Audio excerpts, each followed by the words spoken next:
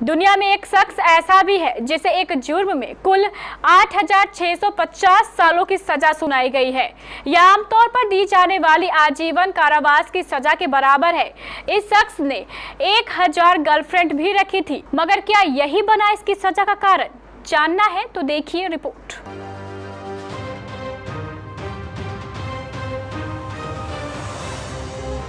अब तक आपने अपराधियों को तरह तरह की सजा और यातनाएं मिलती देखी होंगी, मगर अब एक ऐसी सजा सामने आई है जो सामान्य नहीं कही जा सकती।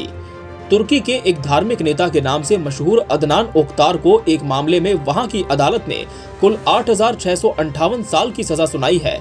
अदनान पर आरोप है कि उसने आतंकवादी संगठन चलाने, यौन शोषण, नाबालिगों से रेप, ब्लैकमेल करने, मनी लॉन्ड्रिंग और जासूसी जैसे कृत्यों को अंजाम दिया है। अदनान धर्मगुरु जरूर रहा, मगर उसका जीवन काफी ऐशो आराम और अय्याशी से जीने के लिए जाना जाता है। मगर अब सजा के तहत उसे आजीवन सलाखों के पीछे ही रहना होगा। अदनान ओक्तार तुर्की में टेलीविजन पर इस्लाम से जुड़े उपदेश देने के लिए भी मशहूर रहा है।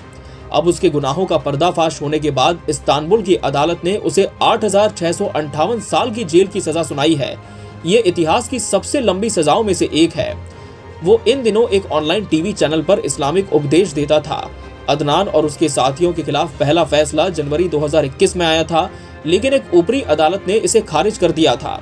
सितंबर में अदनान और उसके साथियों के खिलाफ ये अभियोग अदालत में पेश किया गया था, जिसमें उस पर एक सशस्त्र संगठन चलाने और कई लोगों की धार्मिक भावनाओं को ठेस पहुंचाने का आरोप लगाया गया था। फिलहाल अब उस पर सजा का ऐलान हो गया है। अपने उपदेशों में अदनान परंपरा और रूढ़िवादी विचारों पर बातें करता था, लेकिन उसके आसपास मौजूद महिलाएं मॉडर्न और कम कपड़ों में नजर आती थी। वो कम से कम कपड़े पहनने वाली और बिकनी वाली लड़कियों से घिरा रहता था और उन्हें किटन्स कहकर बुलाता था।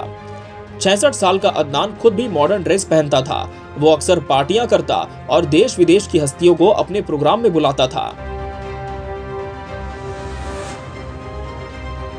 हैरानी की बात यह है कि अदनान जज को बता चुका था कि उसकी करीब 1000 गर्लफ्रेंड्स हैं। सुनवाई के दौरान अदनान ने कई राज और कई खौफनाक यौन अपराधों का खुलासा किया था। कुछ साल पहले कुछ महिलाओं ने आरोप लगाए थे कि अदनान ने कई महिलाओं के साथ रेप किया और उन्हें जबरन गर्भनिरोधक दवाओं को खाने के लिए मजबूर किया। एक बार छापेमारी में अदनान के घर से 69,000 गर्भनिरोधक गोलियां मिली थीं। फिलहाल अब अदनान फिर से सलाखों के पीछे पहुंच चुका है।